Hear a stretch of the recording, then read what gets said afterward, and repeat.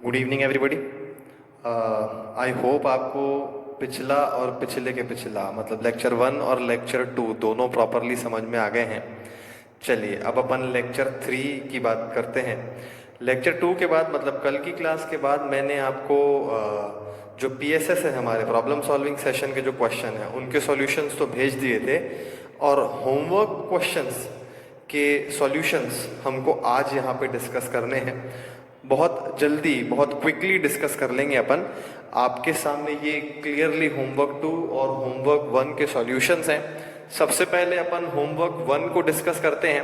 Homework 1 में John और Johnny दो पार्टनर थे और उनका प्रॉफिट शेयरिंग रेशियो था 4:1। देखिए क्योंकि बेसिकली क्वेश्चन सिर्फ कमीशन से रिलेटेड था तो अपन बाकी चीजों को क्विकली देख लेते हैं। सबसे पहले नेट प्रॉफिट 72,000, इसमें कोई प्रॉब्लम नहीं थी।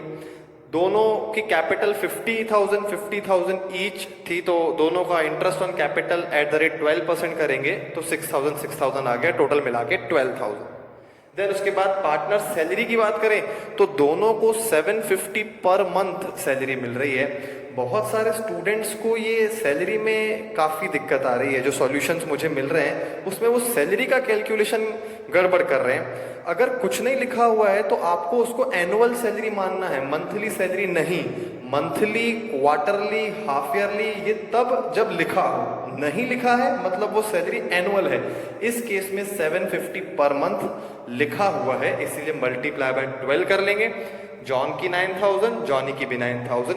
देन पार्टनर्स कमीशन है। सबसे पहले देखते हैं जॉन का। जॉन के लिए लिखा हुआ है पार्टनर्स कमीशन नेट प्रॉफिट में से हमको क्या माइनस कर देना है, हमको माइनस कर देना है उसकी इंटरेस्ट ऑन कैपिटल।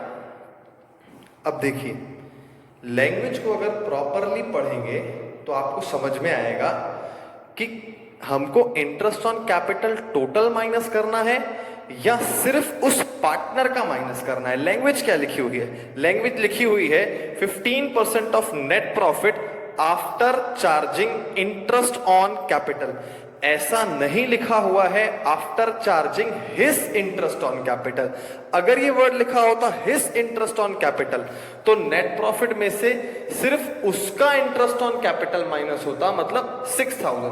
पर यहां पे चूंकि कुछ भी नहीं लिखा हुआ है तो हमको total interest on capital minus करना है। सिंपली लिखा हुआ है आफ्टर इंटरेस्ट ऑन कैपिटल तो आफ्टर इंटरेस्ट ऑन कैपिटल का मतलब है टोटल इंटरेस्ट ऑन कैपिटल। 72 में से 12 माइनस करेंगे 60 का 15% आ जाएगा 9,000।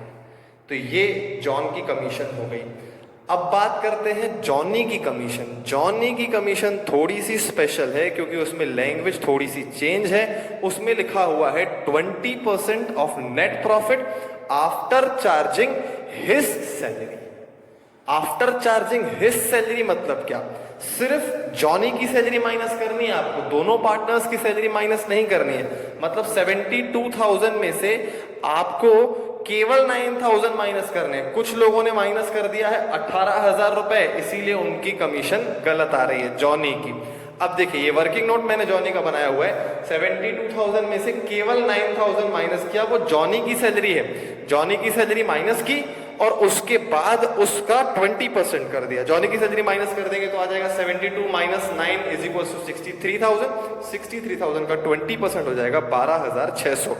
कुल मिला के टोटल कमीशन आ जाएगी 21,600। आई होप आई एम क्लियर।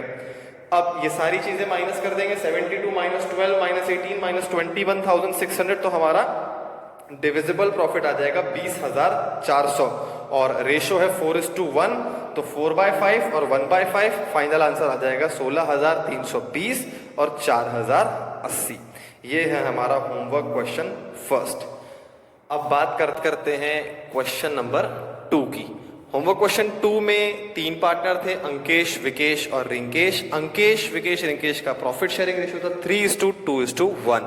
सबसे पहले नेट प्रॉफिट लिख लिया 66,000। अंकेश, विकेश, रिंकेश तीनों का इंटरेस्ट ऑन कैपिटल निकाल लिया। 15% रेट ऑफ इंटरेस्ट गिवन था कैपिटल पे। सबसे पहले अंकेश की कैपिटल थी 75,000। 75,000 का 15% किया तो 11,250। देन विकेश की कैपिटल थी 45,000, 45,000 का 15% 6750। रिंकेश की कैपिटल थी 27,000 सॉरी 60,000, 60,000 का 15% 9,000। टोटल मिला के इंटरेस्ट ऑन कैपिटल हो गया 27,000। बहुत सिंपल फिगर था ये, इसमें कहीं कोई प्रॉब्लम आनी ही नहीं चाहिए।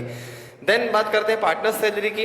पार्टनर सैलरी में कहीं कोई पर मंथ पर क्वार्टर ऐसा कुछ गिवन नहीं था, डायरेक्ट दोनों की सैलरी गिवन थी। अंकेश को सैलरी नहीं थी, जिस पार्टनर को जो नहीं मिलेगा उसका नाम नहीं लिखेंगे।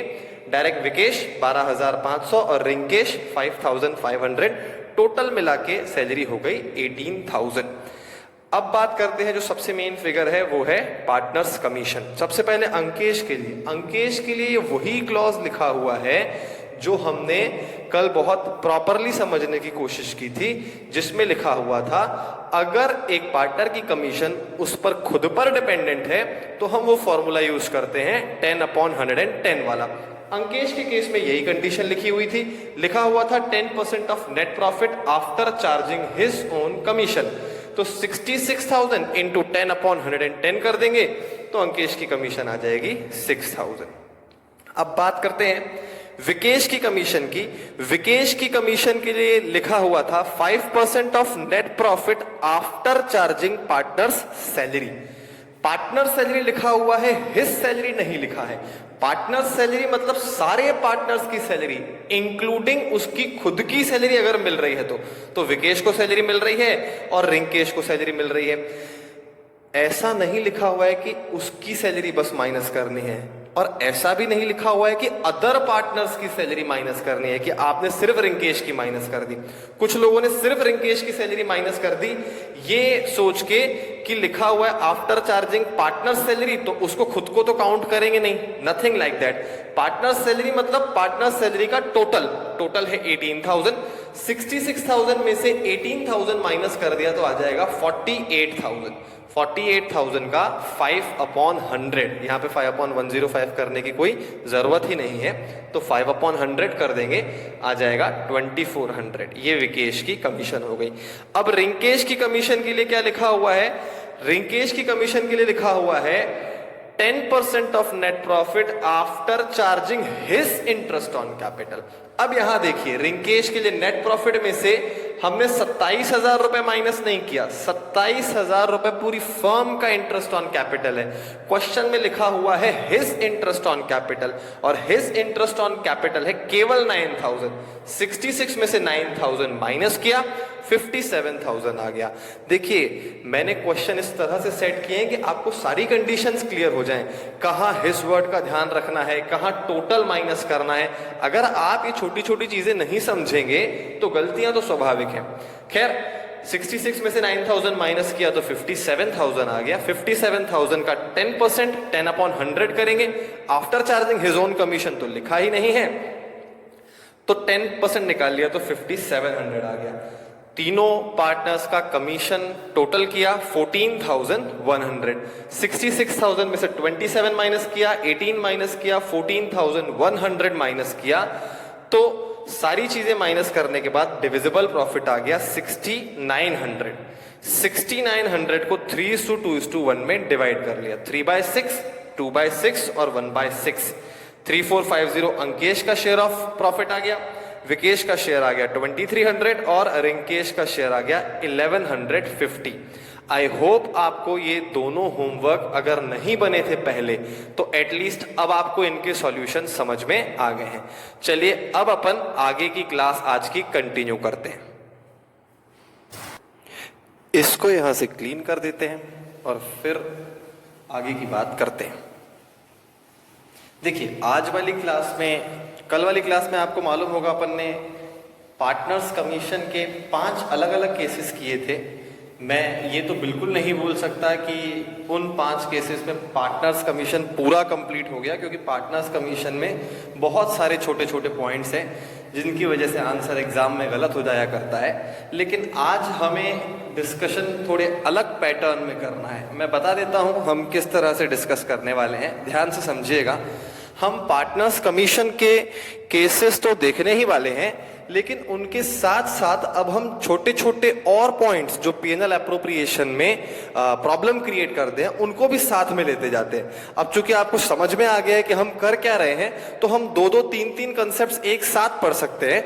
हम आज भी पार्टनर्स कमीशन का डिस्कशन हमारा प्राइम फोकस रहेगा, लेकिन उसके साथ साथ छोटी छोटी ऐसी चीजें जो पीएनएल एप्रोप्रिएशन अकाउंट में पूछी जाती है उनको भी साथ में डिस्कस कर लेते हैं। आपको किसी भी प्रकार से कोई प्रॉब्लम लगे तो आप जरूर मुझे फीडबैक दीजिएगा कि सर हमें यहाँ प्रॉब्लम आ रही है, या यहाँ पे बहुत फास्ट हो जा रहा है, हम चाह रहे हैं थोड़ा स्लो चले, या हमें लग रहा है कि काफी स्लो जा रहा है, हम चाहते हैं थोड़ा स्पीड से हो जाए।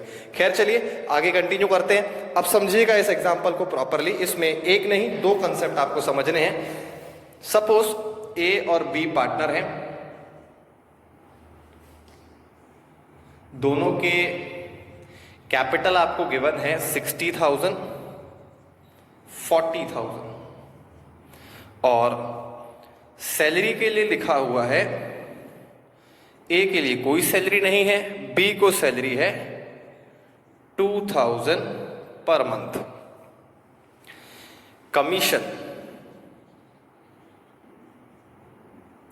कमीशन में ए के लिए लिखा हुआ है 20% of net profit after charging his own commission, after charging his own commission. और बी के लिए लिखा हुआ है 10% of net profit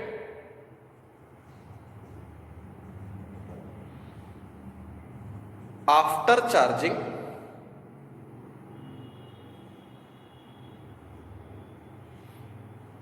all other appropriations. All other appropriations, ये ऑल अदर एप्रोप्रिएशंस को भी ध्यान से देखते हैं। क्वेश्चन में दोनों का प्रॉफिट शेयरिंग रेशियो गिवन नहीं है, पर क्वेश्चन में ये आप केस 6 मान सकते हैं, केस 6। और यहां पे नेट प्रॉफिट गिवन है। अब नेट प्रॉफिट थोड़ा अलग स्टाइल से गिवन है, वो देख लीजिए। नेट प्रॉफिट आफ्टर बीज सैलरी, नेट प्रॉफिट आफ्टर बीज सैलरी ₹96,000। क्वेश्चन कुछ इस तरह से गिवन है आपको। एक बार आप क्वेश्चन को प्रॉपरली देख लीजिए। अब इसके सॉल्यूशन को हम डिस्कस करें उससे पहले हम एक छोटी सी चीज को समझें जरा।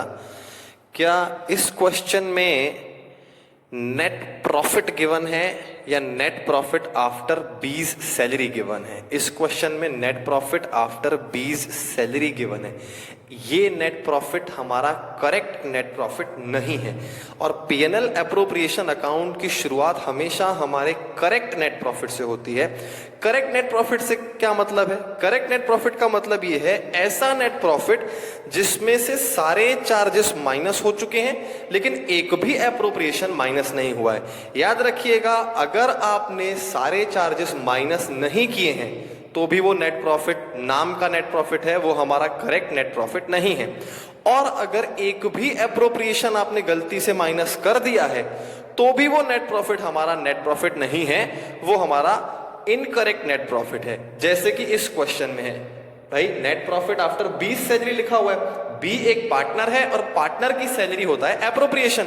एप्रोप्रिएशन भला क्यों माइनस हो गया? आफ्टर का मतलब है माइनस हो चुका है। क्यों माइनस हो चुका है? नेट प्रॉफिट का मतलब होता है एप्रोप्रिएशन एक भी माइनस नहीं होना चाहिए, पर यहां पे बीज सैलरी ऑलरेडी माइनस हो चुकी है। तो मैं ये बोल सकता हूं कि 96,000 हमारा करेक्ट नेट प्रॉफिट नहीं है। सबसे पहले क्वेश्चन की शुरुआत करने से हमें करेक्ट नेट प्रॉफिट पहले निकालना पड़ेगा, उसके बाद हमें क्वेश्चन को स्टार्ट करना पड़ेगा। चलिए अब हम इस क्वेश्चन के सॉल्यूशन को देखते हैं, करेक्ट नेट प्रॉफिट निकालते हैं और फिर आगे बढ़ते हैं। बना लेते हैं पीएनएल एप्रोप्रिएशन का फॉर्मेट फटाफट।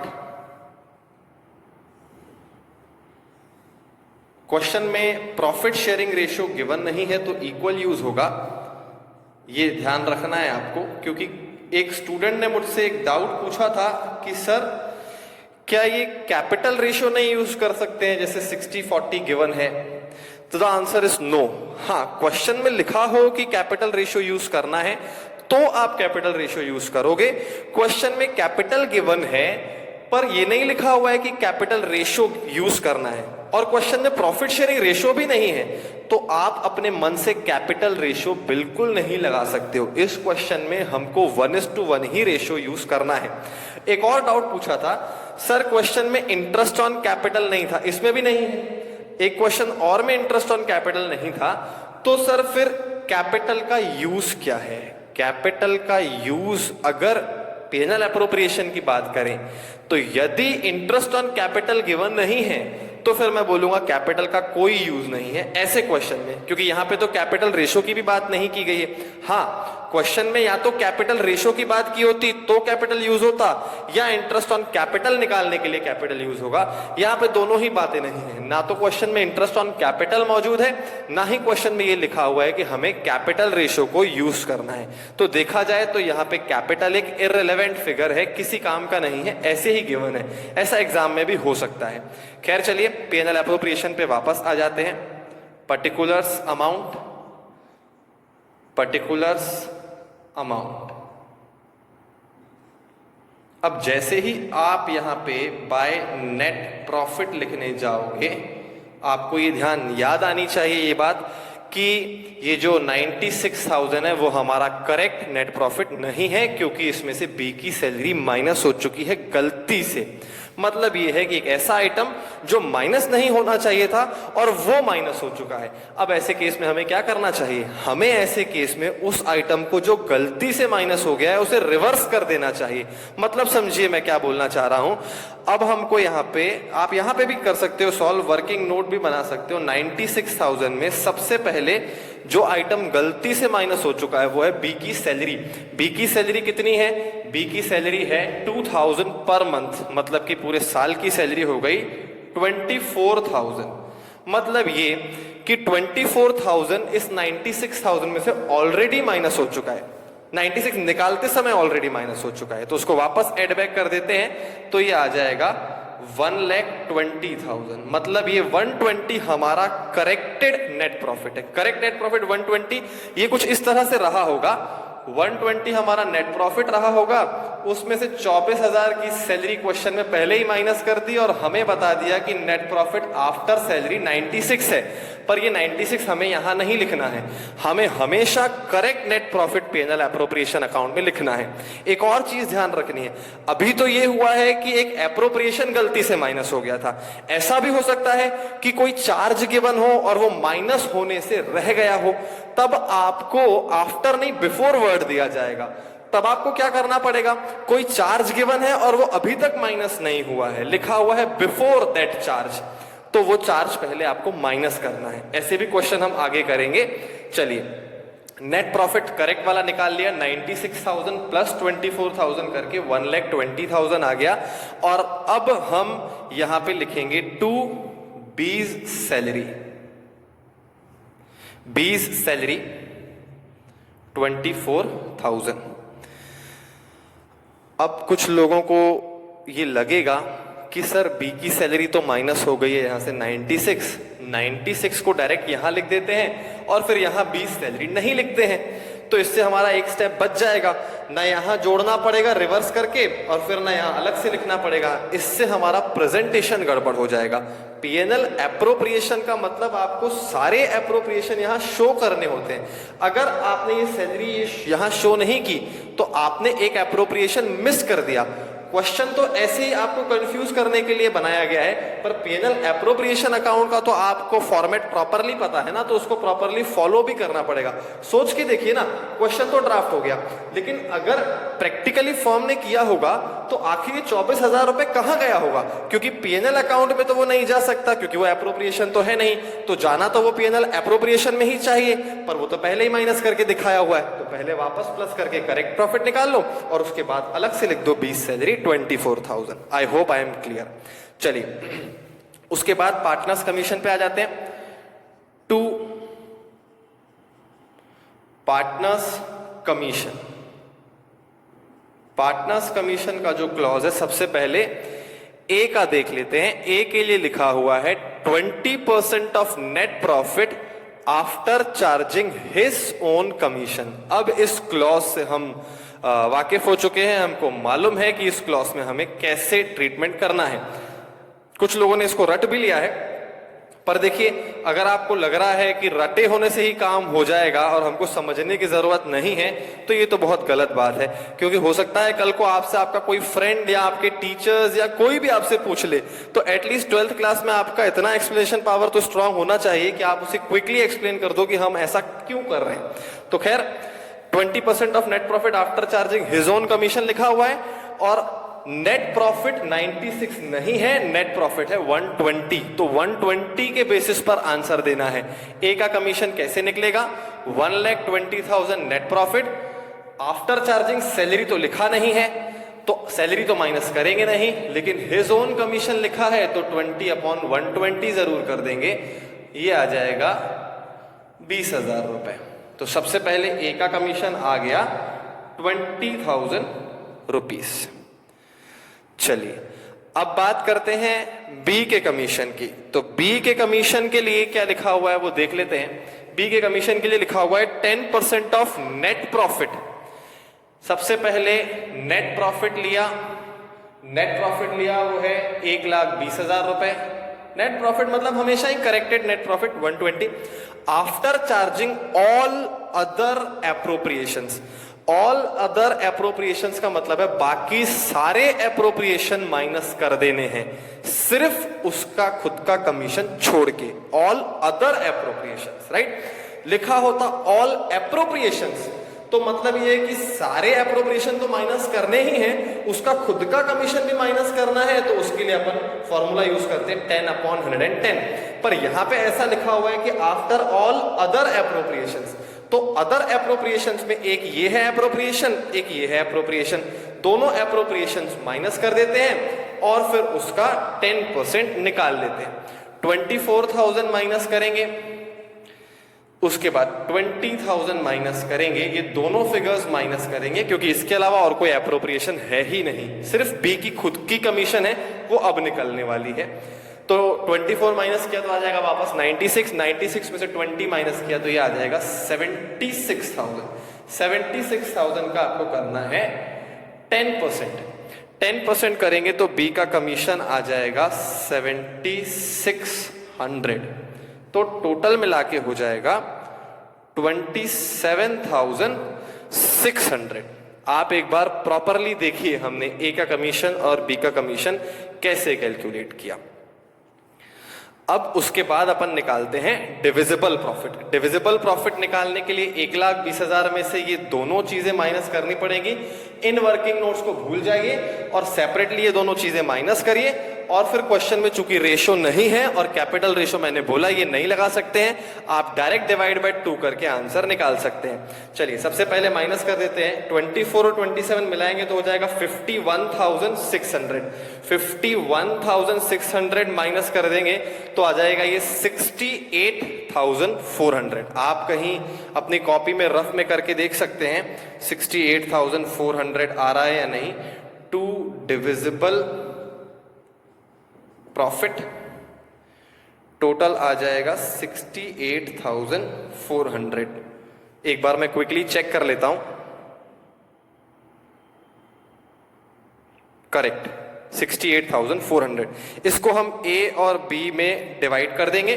68,400 divided by 68,400 divide by 2 is equals to 34,200 A का और 34,200 बी का। ये हो गया हमारा केस नंबर 6। इस केस नंबर 6 में हमने कमीशन भी देखा आफ्टर ऑल अदर एप्रोप्रिएशंस वाला पॉइंट, और हमने ये भी देखा कि आफ्टर बी सैलरी जैसा करके अगर नेट प्रॉफिट दिया जाए तो हम उसे पहले करेक्ट करेंगे और फिर अपना P&L एप्रोप्रिएशन अकाउंट बनाएंगे। एक बार क्विकली देख लीजिए, उसके बाद अपन केस नंबर 7 पे आ जाते हैं। अब केस 7 की बात करते हैं। इसको यहां से रिमूव कर देते हैं। केस 7 थोड़ा सा इस केस से मिलता जुलता है, पर एक पॉइंट उसमें फिर से नया है। वो पॉइंट अगर हमको समझ में आ जाता है तो केस 7th भी हमारा सक्सेसफुली कंप्लीट हो जाएगा। चलिए, केस 7th डिस्कस करने से पहले एक चीज़ और मुझे याद आ रही है, वो भी बता देता हूँ। कल 2 न्यूमेरिकल क्वेश्चंस थे और उनके साथ एक थ्योरेटिकल क्वेश्चन भी मैंने पूछा था, पर मैंने होमवर्क क्वेश्चंस में न्यूमेरिकल तो डिस्कस कर लिए, वो थ्योरेटिकल क्वेश्चन मुझसे रह गया। वो थ्योरेटिकल क्वेश्चन था कि जो भी हम पार्टनर को देते हैं वो एप्रोप्रिएशंस होते हैं, करेक्ट? जो भी हम पार्टनर्स को देते हैं वो एप्रोप्रिएशन होते हैं, लेकिन क्या कोई ऐसा आइटम है जो हम पार्टनर्स को देते हैं पर वो एप्रोप्रिएशन नहीं होता? ये चीज़ मैंने आपको सर्च करके आने के लिए बोली थी, पढ़ने के लिए बोली थी और फिर नोट डाउन करने के लिए बोली थी कि क्या कोई ऐसा आइटम होता है जो हम पार्टनर्स को दें पर वो एप्रोप्रिएशन नहीं हो। द आंसर इज यस, ऐसे आइटम होते हैं। उनके एग्जाम्पल्स में आते हैं। 2 चीज़ें हैं हमारे कोर्स में जो कवर है, जो हम पार्टनर्स को देते हैं पर वो एप्रोप्रिएशन नहीं होती, वो चार्जेस होते हैं। एक है इंटरेस्ट ऑन लोन। अगर फर्म ने पार्टनर से लोन लेके रखा हुआ है और उसे उस लोन पे इंटरेस्ट दिया जा रहा है, जैसे इंटरेस्ट ऑन कैपिटल देते हैं, उसी तरह से अगर इंटरेस्ट ऑन लोन देते हैं तो वो इंटरेस्ट ऑन लोन फर्म के लिए एप्रोप्रिएशन नहीं है, चार्ज है। उसी तरह से अगर पार्टनर की बिल्डिंग फर्म को रेंट पे मिली हुई है या पार्टनर ने अपना और कोई असेट फर्म को रेंट पे दे रखा है और फर्म से वो किराया चार्ज करता है और फर्म का पैसा जा रहा है किराया देने में पार्टनर को, तो वो किराया भी फर्म के लिए एप्रोप्रिएशन नहीं है, चार्ज है। अब देखिए, कुल मिला के हमारी लिस्ट में 5 आइटम हो गए हैं। अगर आप देखेंगे ना प्रॉपरली, पहला इंटरेस्ट ऑन कैपिटल, वो एप्रोप्रिएशन हो गया। दूसरा सैलरी, वो एप्रोप्रिएशन हो गया। तीसरा कमीशन, वो एप्रोप्रिएशन हो गया।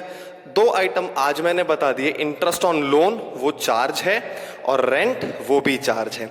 अब अगली क्लास के लिए मेरा आप लोगों से क्वेश्चन ये है, ये तो मैंने आपको बता दिया अभी कि इंटरेस्ट ऑन लोन और रेंट जो है वो चार्जेस हैं, पर ऐसा क्यों है कि वो 3 आइटम पार्टनर्स को मिल रहे हैं वो एप्रोप्रिएशन, और ये 2 आइटम पार्टनर्स को ही मिल रहे हैं पर ये एप्रोप्रिएशन नहीं, ये चार्जेस?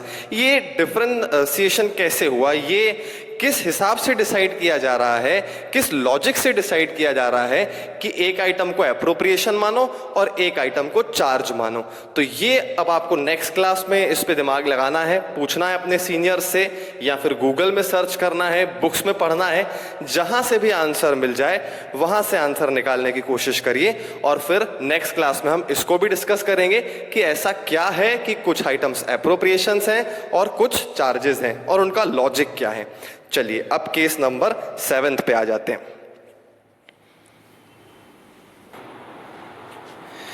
केस 7 देखते हैं अब, और केस 7 में 2 पार्टनर्स हैं, ए बी, जिनका आपस में प्रॉफिट शेयरिंग रेशियो PSR है 3:1 और सैलरी मिलती है ए को 10,000, बी को 20,000। कैपिटल और इंटरेस्ट ऑन कैपिटल रहने देते हैं, आज कमीशन पे ही फोकस करते हैं और जो और बातें हैं उन पे फोकस करते हैं। इसके अलावा रेंट लिखा हुआ है। अभी अभी मैंने बताया कि रेंट अगर पार्टनर को देते हैं तो वो चार्ज होता है। रेंट ए के लिए लिखा हुआ है 2,000 पर मंथ और बी को कोई रेंट नहीं मिलता है। देन उसके बाद कमीशन का क्लॉज है। अब कमीशन का ये क्लॉज बहुत स्पेशल है, ये देखिएगा। कमीशन के लिए लिखा हुआ है ए के लिए 5% of net profit after charging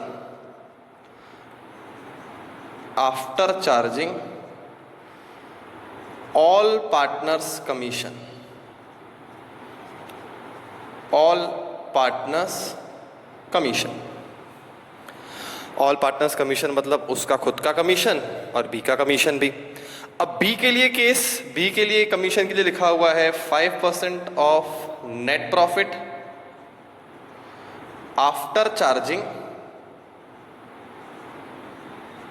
all partners commission, मतलब कि एग्जैक्टली वैसा ही जैसा ए के लिए लिखा हुआ है।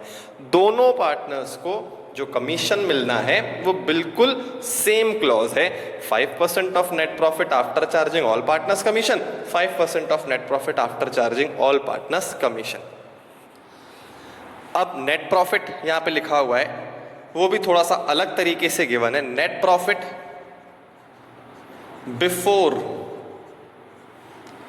एज रेंट, ए को रेंट मिल रहा है क्वेश्चन में, before A's rent but after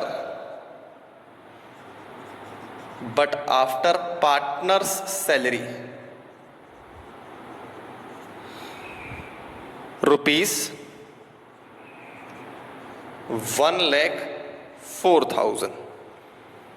net profit before A's rent but after partners salary ₹1,04,000।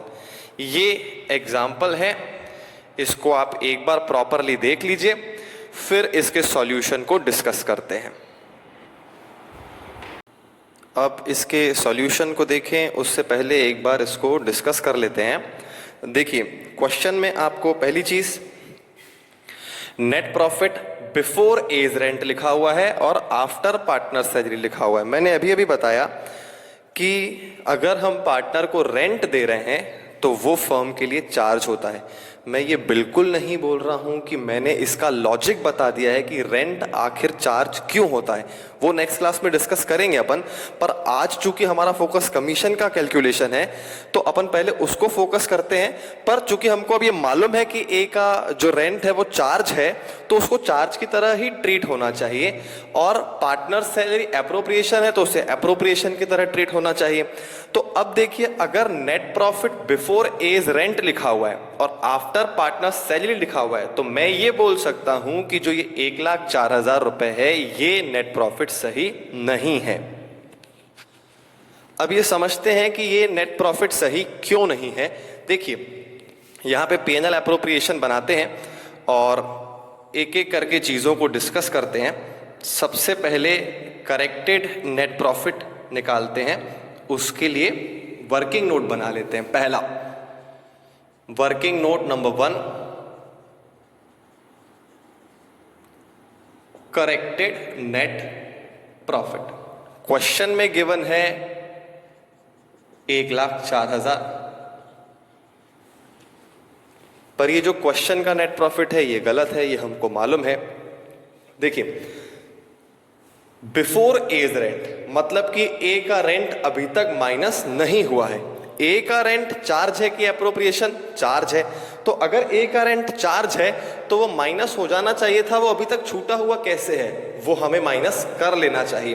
दूसरी चीज, पार्टनर सैलरी के लिए लिखा हुआ है आफ्टर। आफ्टर मतलब पार्टनर सैलरी माइनस हो चुकी है, पर पार्टनर सैलरी तो एप्रोप्रिएशन है, वो कैसे माइनस हो गई? तो दो गलतियां हैं। एक चीज जो माइनस होनी चाहिए क्योंकि वो चार्ज है वो माइनस नहीं हुई है, और दूसरी चीज जो माइनस नहीं होनी चाहिए थी वो एप्रोप्रिएशन है, वो माइनस हो चुकी है। तो अपन चेंज कर लेते हैं, सही कर लेते हैं। सैलरी को प्लस कर देते हैं क्योंकि वो गलती से माइनस हो गई है सैलरी, और वो भी पार्टनर सैलरी लिखा हुआ है, मतलब ए और बी दोनों की सैलरी माइनस हो चुकी है। तो दोनों की सैलरी 10,000 प्लस 20,000 टोटल हो जाएगा 30,000। पार्टनर्स रेंट के लिए बिफोर लिखा हुआ है तो मतलब वो माइनस नहीं हुआ है, उसको माइनस हो जाना चाहिए था, तो उसको माइनस कर देते हैं। 24,000 माइनस कर देते हैं। 1,04,000 में 30,000 रुपए जोड़े, 24,000 रुपए घटाए, ये कितना आ जाएगा? ये आ जाएगा 1,10,000 रुपए। ये है हमारा करेक्टेड नेट प्रॉफिट। एक बार देख लीजिए इसको प्रॉपरली, फिर आगे की बात करते हैं। चलिए अब ये नेट प्रॉफिट यहां पे आ जाएगा बाय नेट प्रॉफिट ब्रैकेट में वर्किंग नोट नंबर 1 और अमाउंट में आ जाएगा 1,10,000 रुपए। आई होप आई एम क्लियर। अब आगे बढ़ते हैं। यहां पे 2 पार्टनर्स सैलरी,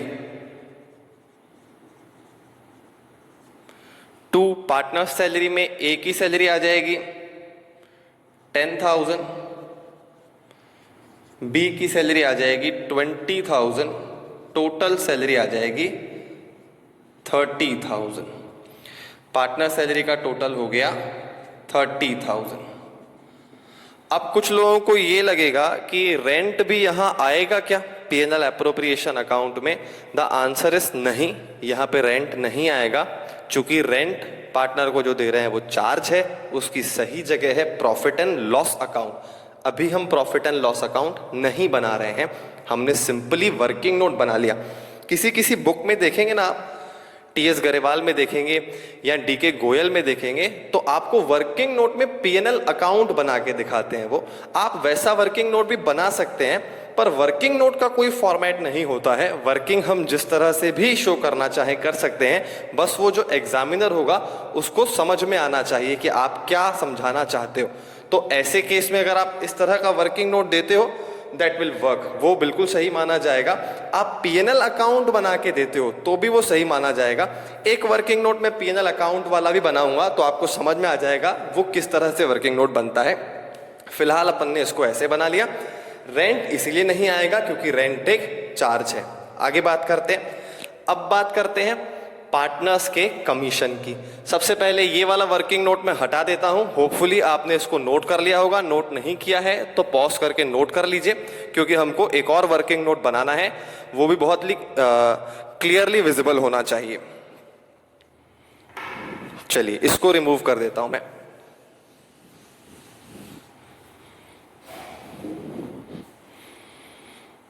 अब ए और बी को जो कमीशन मिलना है उसकी बात करते हैं। ए के लिए लिखा हुआ है 5% of net profit after charging all partners commission. All partners commission मतलब ए का भी माइनस होना चाहिए, बी का भी माइनस होना चाहिए। सेम यही बात बी के लिए लिखी हुई है, after charging all partners commission. अब समझने वाली बात यह है कि ए के लिए मैं वो वाला फॉर्मूला यूज कर तो लूं 5/105, लेकिन पहले बी का कमीशन भी तो माइनस करना है, वो कहां से लाऊंगा? बी के लिए भी सेम वही प्रॉब्लम है कि मैं 5/105 कर तो लूं, लेकिन मुझे ए का भी कमीशन तो माइनस करना है, वो कहां से लाऊंगा? तो दोनों के साथ प्रॉब्लम सेम है। अब देखिए इसका सॉल्यूशन कैसे होगा, इसका वर्किंग नोट देखिएगा जरा। सबसे पहले नेट प्रॉफिट अपन ने निकाल लिया है, ये working note number 2 partners commission के लिए है।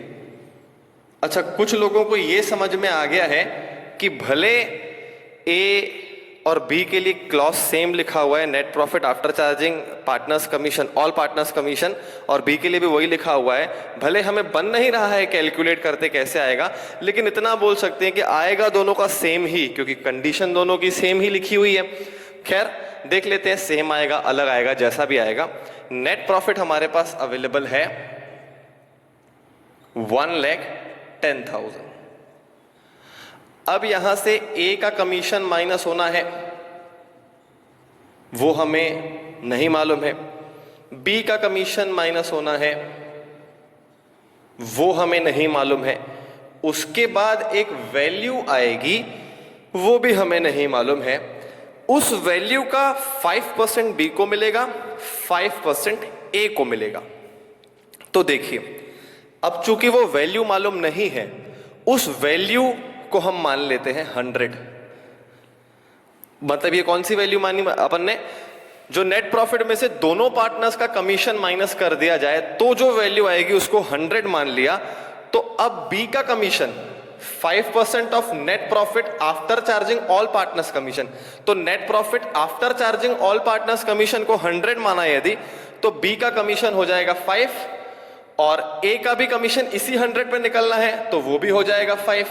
तो देखा जाए तो ए और बी का कमीशन माइनस करने के बाद यदि 100 आता है और दोनों का कमीशन 5-5 है, तो ये बोल सकते हैं कि नेट प्रॉफिट 110 के बराबर होगा। 100 + 5 + 5, ये कुछ इस तरह से होगा। और स्टार्टिंग में रहा होगा 110, 5 कमीशन दिया अपन ने ए को 5 कमीशन दिया बी को, और उसके बाद का नेट प्रॉफिट आ गया 100। अगर इस तरह से करते हैं तो अब अपन जो फॉर्मूला यूज कर रहे थे 5/105, उसको 5/105 ना करके 5/110 कर देंगे। 110 इसीलिए कर रहे हैं क्योंकि दो चीजें माइनस करनी थी, ए का भी और बी का भी कमीशन माइनस करना है, और दोनों ही हमें पता नहीं है। हमने आखिर ये वाला फॉर्मूला 5/105 इसीलिए तो लगाना चालू किया था ना, क्योंकि हमको कमीशन मालूम नहीं था जो माइनस करना था, तो हमने उसके बदले में फॉर्मूला लगाया। अब जब दोनों पार्टनर का कमीशन मालूम नहीं है तो दोनों को टोटल करके डिवाइड कर देंगे, तो मतलब ये है कि ए का कमीशन निकलेगा 5/110। ये 110 इसीलिए कर रहा हूं क्योंकि इसमें ए का भी कमीशन है, बी का भी कमीशन है, दोनों जुड़ गए, तो उसके बाद मल्टीप्लाई कर देंगे 1,10,000 से, तो आपका फाइनल आंसर आ जाएगा 5,000 रुपए। और बी के लिए भी सेम यही होगा, तो बी का भी फाइनल आंसर आ जाएगा 5,000 रुपीज, 1,10,000 रुपए का 5/110। आई होप आपको ये समझ में आ रहा है कि हम 5/110 क्यों कर रहे हैं। मैं फिर से बताता हूं, 110 इसीलिए कर रहे हैं क्योंकि इस क्वेश्चन में दो कमीशन माइनस होने हैं दोनों के लिए, और वो दोनों हमें पता नहीं है। समझिए, अगर इसको 8% मिलता, इसको 8% मिलता, और दोनों का कमीशन दोनों के कमीशन पे ही डिपेंडेंट है, टोटल कमीशन पे, तो फिर हमें वहां पे 8/108 नहीं करना पड़ेगा, वहां पे हमें करना पड़ेगा 8/116। तो आई होप ये आपको क्लियर है। इस लॉजिक से अगर चलते हैं तो आंसर आ गया है ये, टू पार्टनर्स कमीशन।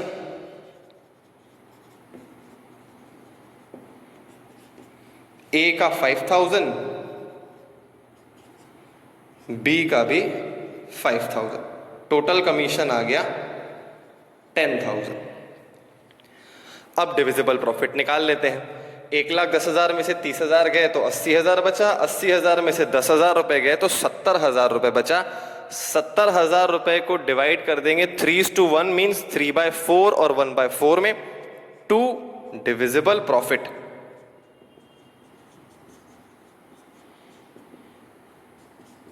₹70,000 रुपए का 3/4, 4 से डिवाइड करेंगे तो ये आ जाएगा 17,500। 17,500 को 3 से मल्टीप्लाई कर देंगे तो आ जाएगा 52,500, और बी का आ जाएगा सिंपली 17,500। ये हो गया आपका एग्जाम्पल 7, केस नंबर 7। एक बार आप इसे देख लीजिए क्विकली। चलिए इसको यहां से रिमूव करते हैं और केस नंबर 8 पे आ जाते हैं। अच्छा, एक चीज और ध्यान में आ गई, कुछ लोगों को ये डाउट आ सकता है कि सर यहाँ पे डिवाइड अगर 110 से कर रहे हैं तो मल्टीप्लाई 10 से करेंगे तो क्या हो जाएगा। मल्टीप्लाई 10 से करेंगे, देखिए ए का कमीशन 5 है और बी का कमीशन भी 5 है, दोनों मिला के होता है 10। अगर आप मल्टीप्लाई बाय यहाँ पे 10 कर देते हो तो वो दोनों के कमीशन का टोटल निकल के आ जाएगा। करके देख लो आप, 10/110 करोगे तो वो आ जाएगा 10,000।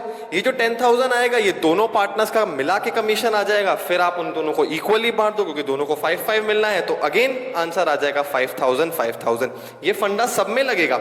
आप चाहो तो दोनों पार्टनर्स का अलग अलग निकालो 5/110 करके, आप चाहो तो दोनों पार्टनर्स का कमीशन एक साथ निकाल लो 10/110 करके, क्योंकि दोनों पार्टनर्स का कमीशन 5 और 5 10, पहले टोटल कमीशन निकाल लो और उसके बाद उस कमीशन को इक्वली डिवाइड कर दो। आप इस तरह से कर सकते हो। दोनों ही केसेस सही है, दोनों ही तरीके सही हैं। चलिए अब अपन इस केस को यहां से रिमूव करते हैं और एक और केस लेते हैं जो थोड़ा सा अलग है। अगेन केस नंबर 8 और होपफुली आज का लास्ट केस है, और मेरे ख्याल से पार्टनर्स कमीशन के ऑलमोस्ट सारे पॉइंट्स अपन ने प्रॉपरली कवर कर लिए हैं। अब जो चीज चाहिए वो ये है कि आपके डाउट्स, सॉलिड डाउट्स निकल के आए, क्योंकि डाउट्स होने चाहिए। मैंने कहीं कहीं किसी पॉइंट में जानबूझ के कुछ चीजें ऐसी छोड़ी हैं जो मैं चाहता हूं कि आप डाउट्स के माध्यम से मुझसे पूछो, ताकि वो और क्लियर हो जाए आपको। आंसर नहीं बनेगा ये नहीं बोल रहा हूं, आंसर सारे बन जाएंगे, कंसेप्ट सारे कवर हैं, लेकिन कुछ चीजें मैं आपसे एक्सपेक्ट करता हूं कि आप मुझसे पूछो, क्योंकि मैंने बताया ना ये वर्चुअल क्लास है। वर्चुअल क्लास में मैं आपको नहीं देख पा रहा हूं, मुझे नहीं पता है आप कितनी सिंसेरिटी से पढ़ रहे हो, तो आपकी सिंसेरिटी चेक करने का और कोई तरीका नहीं है। कुछ ऐसे पॉइंट्स छोड़ दो जिससे मुझे ये क्लियर हो कि अगर आपने प्रॉपरली समझा है तो आप उस पॉइंट पे डाउट जरूर पूछोगे। अगर नहीं पूछोगे तो हो सकता है जब आप क्वेश्चन सॉल्व करने जाओ तो आपको वो डाउट आ जाए, तब आप पूछो, पर कोशिश करिएगा डाउट आपको पहले ही आ जाए। चलिए खैर, केस 8 की बात करते हैं। केस 8 में दो पार्टनर्स हैं, ए बी, दोनों का प्रॉफिट शेयरिंग रेशियो 2:1, 2/3, 1/3। सैलरी 5,000 पर क्वार्टर, और बी के लिए कुछ नहीं लिखा हुआ है। कमीशन ए के लिए लिखा हुआ है 15% of net profit, NP, after charging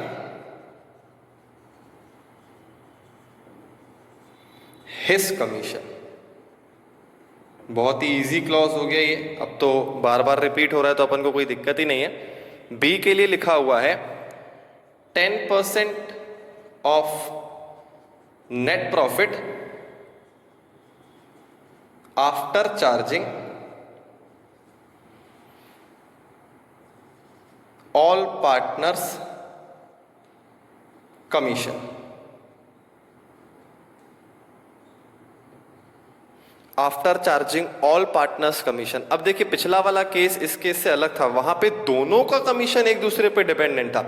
यहां पे ए का कमीशन बी पे डिपेंडेंट थोड़ी है, जो हमें वो 5/110 करना पड़े, वो वाला फंडा यहां नहीं लगेगा। लेकिन हाँ, बी का कमीशन खुद पे तो डिपेंडेंट है ही, तो 10/110 तो करना ही पड़ेगा। ए के केस में भी 15% आफ्टर चार्जिंग हिज कमीशन तो लिखा ही हुआ है, तो 15/115 तो करना ही पड़ेगा। पर आगे पूरी इंफॉर्मेशन आने देते हैं, फिर देखते हैं क्या होता है। चलिए, इस केस में आपको नेट प्रॉफिट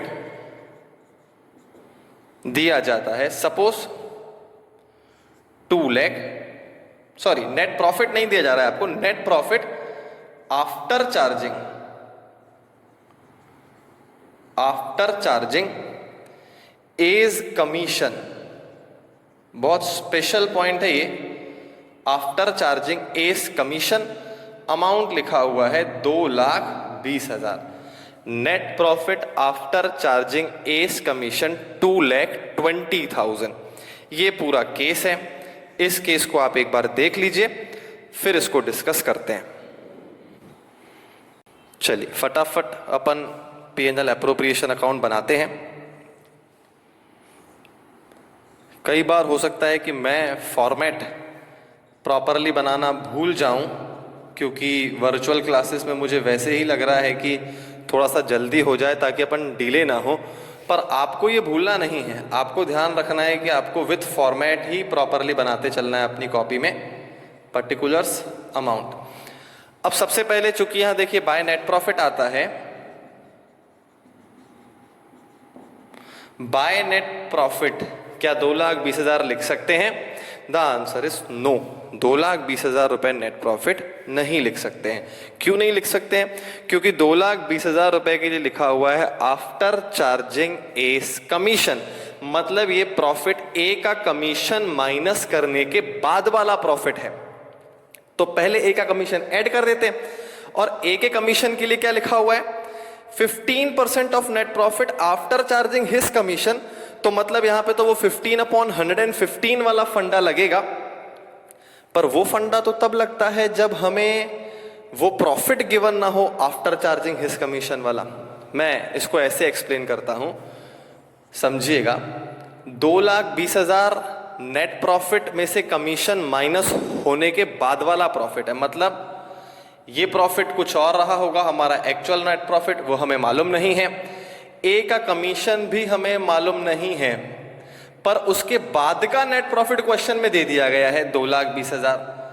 मतलब ये कि ना तो हमें कमीशन मालूम है, ना हमें उसके पहले का नेट प्रॉफिट मालूम है, लेकिन उसके बाद का नेट प्रॉफिट 2,20,000 रुपए है और कमीशन का रेट गिवन है हमें 15% of net profit after charging his commission. अब एक चीज समझिए, हमने वो वाला फॉर्मूला लगाया ही क्यों था 15/115 वाला? क्योंकि हमें ये वाला फिगर गिवन नहीं होता था, आफ्टर चार्जिंग कमीशन वाला प्रॉफिट हमें गिवन नहीं होता था, तो हम 15/115 कर देते थे। पर इस क्वेश्चन में तो एग्जैक्टली गिवन है आपको कि वो प्रॉफिट 2,20,000 रुपए। समझिए, यहां पे net profit after charging S commission 220 लिखा हुआ है, कंडीशन में लिखा हुआ है 15% of net profit after charging his commission. मतलब कि जिस नेट प्रॉफिट की इस क्वेश्चन में बात की जा रही है आफ्टर चार्जिंग हिज कमीशन वाले, वही नेट प्रॉफिट तो हमें क्वेश्चन में गिवन है।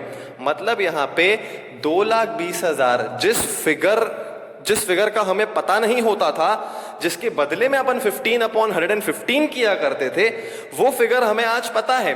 तो अगर आज वो फिगर जो हमें पहले पता नहीं था और अब पता है, तो फिर हम 15/115 क्यों करेंगे? हम डायरेक्ट इस 2,20,000 का 15/100 करके आंसर निकाल लेंगे।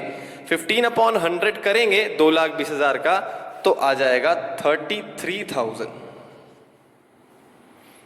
बहुत स्टूडेंट्स हो सकता है कंफ्यूज हो जाएं, पर ये सारे केसेस अपन को इंडिपेंडेंटली समझना जरूरी है, क्योंकि एग्जाम में कुछ भी आ सकता है।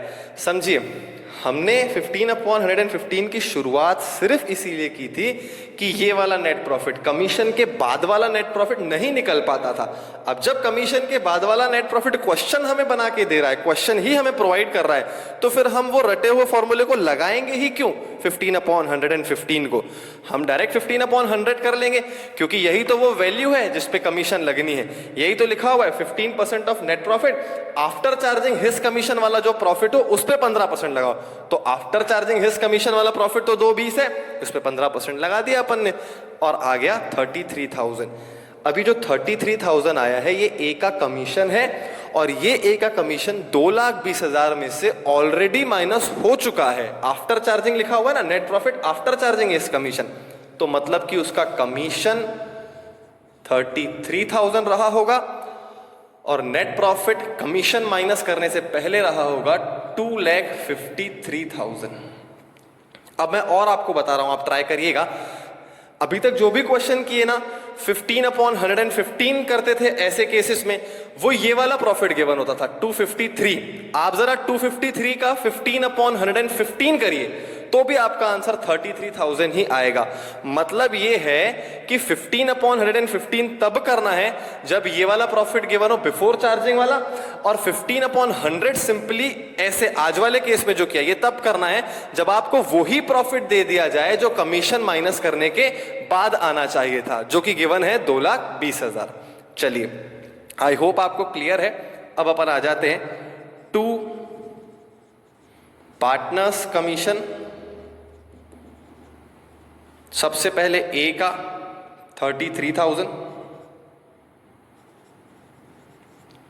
और यहां सॉरी नेट प्रॉफिट भी आ जाएगा। नेट प्रॉफिट 2,20,000 रुपए नहीं आएगा क्योंकि वो आफ्टर पार्टनर्स कमीशन था। बिफोर पार्टनर्स कमीशन का नेट प्रॉफिट है 253, तो यहां पे आ जाएगा 2,53,000 और इसका रेफरेंस दे देंगे वर्किंग नोट 1। इसका भी रेफरेंस आप दे सकते हो वर्किंग नोट 1। चलिए, तो ये ए का कमीशन हो गया।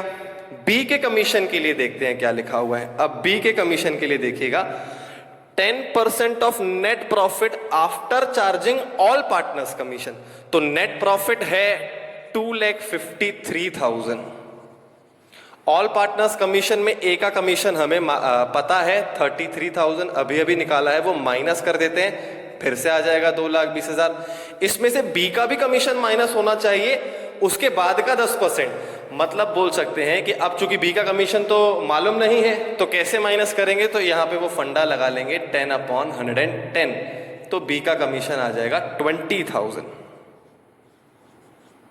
टोटल मिला के कमीशन हो गया 53,000। डाउट आएगा कि बी में 10/110 कर दिया पर ए में 15/100 किया, जबकि दोनों के लिए आफ्टर चार्जिंग वर्ड लिखा हुआ है। अगर आप सिर्फ आफ्टर चार्जिंग को ही देख रहे हो तो मतलब आप रट रहे हो, ये बिल्कुल पक्की बात है। आफ्टर चार्जिंग के साथ पूरा क्लॉज तो पढ़ो और ये भी तो पढ़ो कि आपको क्वेश्चन में दिया क्या है। यहां पे लिखा है आफ्टर चार्जिंग हिज कमीशन, ये वही प्रॉफिट गिवन था तो डायरेक्ट इसमें 15% लगा दिया। यहां पे लिखा हुआ है after charging all partners commission, तो इस वाले प्रॉफिट में से ए का कमीशन तो ऑलरेडी माइनस है लेकिन बी का कमीशन माइनस नहीं है, तो बी का कमीशन माइनस नहीं है तो 10/110 करना ही पड़ेगा।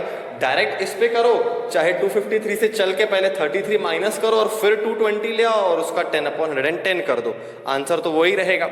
आई होप आपको क्लियर है। टू पार्टनर्स कमीशन 33 और 20 आ गया। अब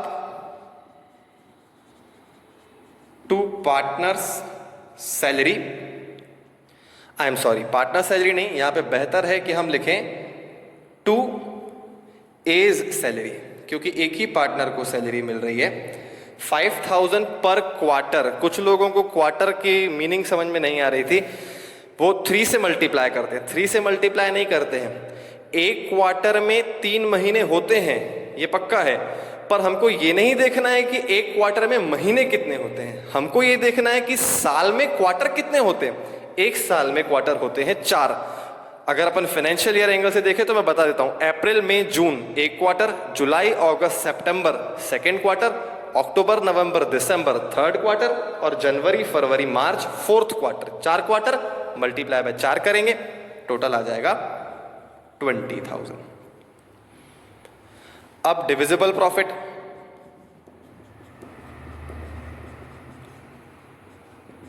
डिविजिबल प्रॉफिट 253 में से 53 माइनस कर दिया, 2 लाख आ गया। 2 लाख में से 20,000 और माइनस कर दिया, 1,80,000 रुपए।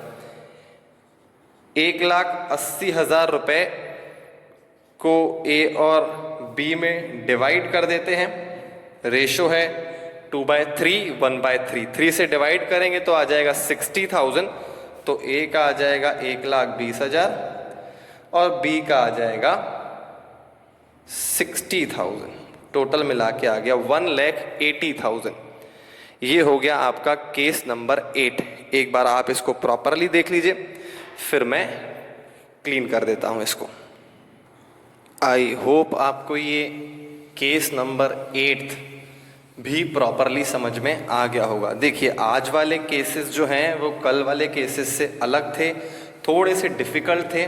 आई होप आपको ये वाला लेक्चर एटलीस्ट 2 बार देखना चाहिए ताकि आपको चीज़ें प्रॉपरली क्लियर हो जाएं। और मेरी फिर से रिक्वेस्ट है आपसे कि आप लेक्चर्स को प्रॉपरली सुनिए और उनमें जो डाउट्स आ रहे हैं वो आप उसी समय पूछते चलिए, ताकि मुझे भी ये क्लियर होता चले कि आपको चीज़ें समझ में आ रही हैं या नहीं आ रही हैं। इससे आपको एक बेनिफिट और मिलेगा, जो चीज़ें आप अभी चालू कर रहे हैं वो अभी ही क्लियर होती जाएंगी और किसी प्रकार का कोई प्रेशर एग्जाम टाइम पे क्रिएट नहीं होगा। आई होप आपको केस 6, 7, 8 तीनों केसेस, इसके अलावा जो कॉन्सेप्ट्स आज समझे वो सब कुछ प्रॉपरली क्लियर हो गया होगा। अगली क्लास में आगे कंटिन्यू करेंगे। Thank you so much.